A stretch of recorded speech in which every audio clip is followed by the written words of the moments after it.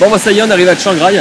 On va rester quelques jours, peut-être 3, peut-être 4, on sait pas encore. Mais ce qui est sûr, c'est qu'on a eu un petit scooter pour visiter la région, parce qu'il y a plein de choses à voir.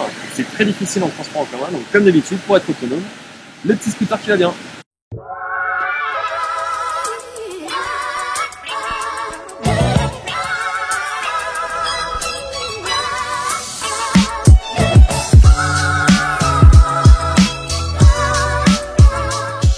Alors, vu qu'on n'en avait pas eu assez d'avoir vu 8 ou 9 cascades à Doi Inthanon, bah, c'est reparti pour une petite cascade dans les environs de Chiang Rai.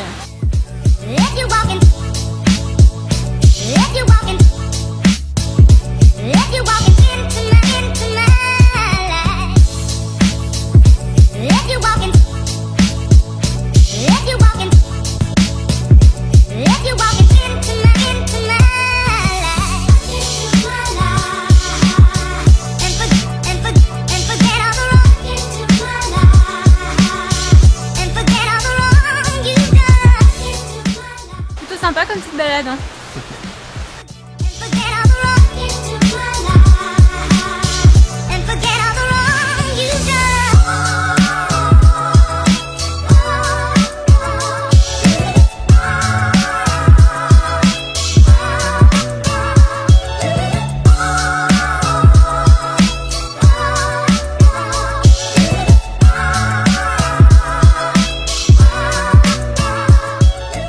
Alors là on est au temple de Wat Rangkum, ou temple blanc.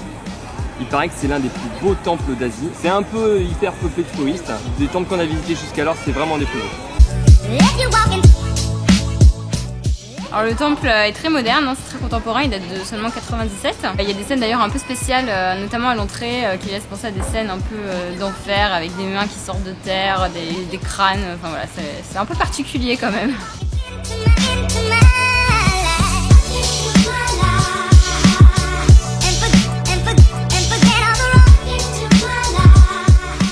Alors ça fait un peu palais de la Reine des Neiges. Moi je veux bien un palais comme ça quand même, hein. Il est juste magnifique. Hein.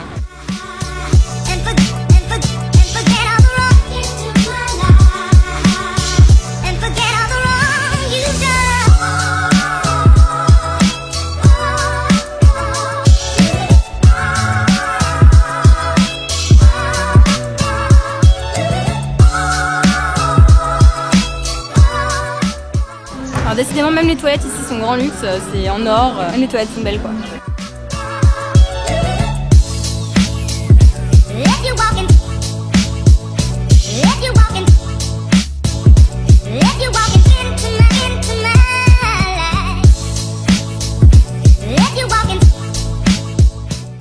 Alors aux alentours de Chiang Rai, il y a également le musée de la Maison Noire. Alors le musée de la Maison Noire, c'est le musée créé pendant 50 ans par un peintre ultra célèbre ici en Thaïlande et reconnu dans le monde entier.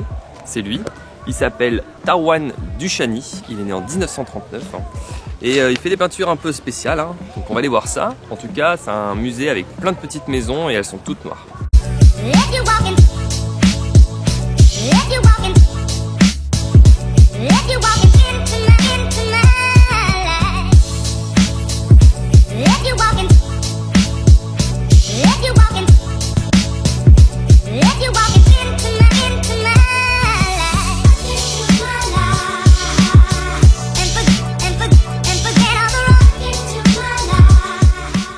Alors le moins qu'on puisse dire c'est que le musée c'est très spécial, hein, c'est une ambiance bien particulière. L'architecture de l'extérieur c'est assez sympa parce que du coup il y a des petites sculptures sur les maisons. Après en soi personnellement c'est pas trop notre sensibilité artistique, on n'est pas très ému par ces œuvres d'art.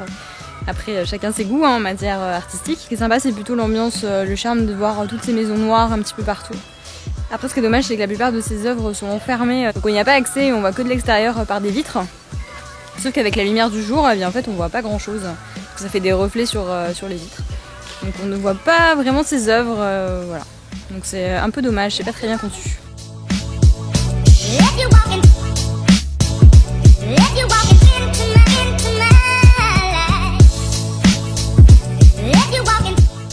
Et quand tu arrives enfin aux peintures, eh bien c'est encore une fois derrière des vitres. Et il y a écrit Sorry we are closed alors qu'il est 11 h du matin. Donc ça sera un peu notre petit fail ce musée hein, finalement. On voit pas grand chose hein, quand même.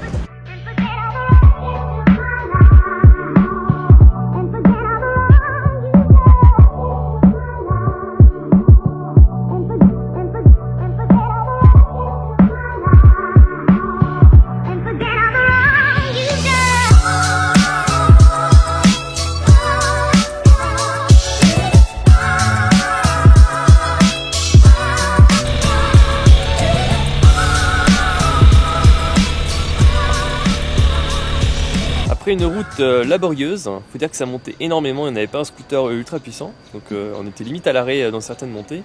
On est arrivé à Dua Tang, qui est le palais d'été royal, qui a été converti en musée, donc ouvert aux touristes.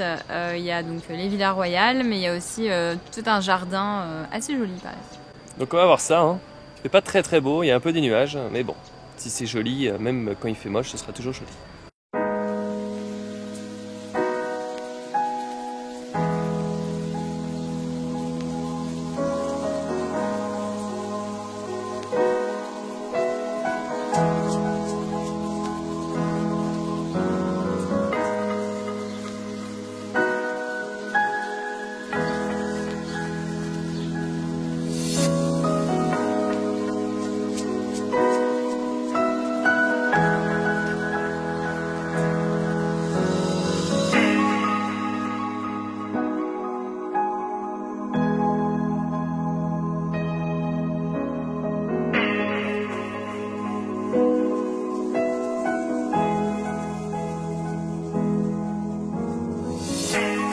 Donc là on sort de la visite de la villa royale d'Oi Tung. Donc on n'a pas pu filmer à l'intérieur, mais on va au moins vous expliquer un petit peu ce qu'on a appris. C'était une femme avec beaucoup de valeurs qui a passé une grande partie de sa vie à venir en aide aux plus démunis, qui a aussi beaucoup aidé pour le nord de la Thaïlande ici, qui était une zone où il y avait énormément de trafic d'opium. Elle a fait en sorte que la terre soit plus fertile, que les Thaïlandais vivant dans cette région on voit qu'il était possible de faire pousser des fleurs qui venaient de d'autres climats, parce qu'elle a montré que vu qu'il faisait assez frais ici, on est quand même à pas mal d'altitude, il était possible de faire fleurir des fleurs venant d'autres pays. Ça a permis un petit peu que la région sorte un peu de ce trafic d'opium et de femmes que connaissait la région avant. Donc du coup c'est une femme qui est très respectée ici en Thaïlande. Elle a vécu jusqu'à 95 ans quand même, et apparemment c'était une grosse perte pour le pays. En fait, pour la petite histoire, eh bien, ça ressemble à un chalet suisse parce qu'elle a fait toute une partie de sa vie, notamment ses études en Suisse, donc voilà, elle avait sûrement des petites envies de se faire un chalet suisse. Donc c'est assez marrant de voir un chalet suisse ici en Thaïlande. Alors on continue notre petit road trip en scooter, et là on est du côté de Mae Salong. Alors on peut voir qu'il y a des petits paysages très sympathiques, et il paraît qu'il y a des petites plantations de thé. Et il faut savoir qu'ici il y a beaucoup de Chinois en fait, c'est des Chinois qui se sont installés. Donc c'est un petit peu dépaysant. Et comme on n'est pas allé en Chine, bah ça nous consolera peut-être un petit peu.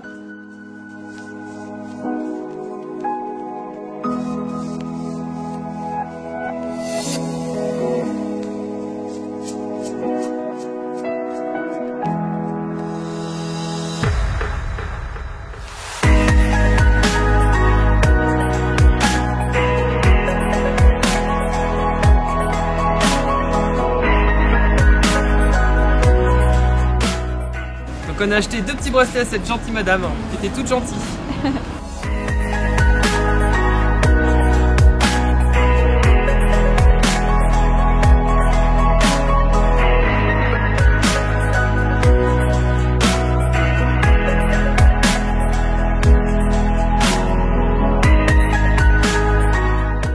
Bon, après des temples en pierre, des temples en ruine, des temples dorés, des temples argentés, des temples blancs, des temples noirs.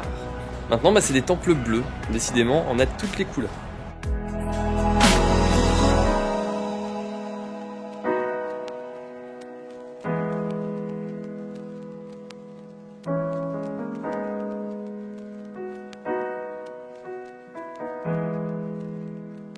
Ici, on est au temple Wat Phra Kaew. C'est d'ici que le Bouddha d'émeraude, le fameux Bouddha d'émeraude que tout le monde connaît, qui est maintenant à Bangkok, est originaire. Il a été déplacé en passant par Vientiane, qui est donc la capitale du Laos. Il a été déplacé jusqu'à Bangkok, où maintenant des centaines et des milliers de touristes vont le voir. Donc ici, juste derrière, c'est une réplique faite en jade provenant du Canada, qui a été faite et qui a été installée ici en hommage à l'ancien et vrai Bouddha d'émeraude qui avait sa place dans ce temple. Donc on a quand même passé un mois en Birmanie, donc forcément ça amène à comparer. Force est de constater quand même qu'en Thaïlande, il n'y a pas les mêmes richesses qu'en Birmanie. Les temples ici sont tous plus ornés, dorés les uns que les autres, et l'intérieur est vraiment magnifique.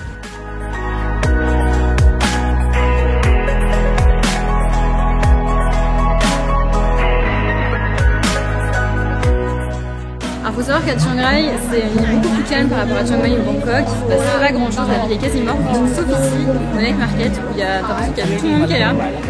Et voilà, un petit marché de nuit qu'on aime bien, où on peut manger, faire des petits achats. Surtout manger.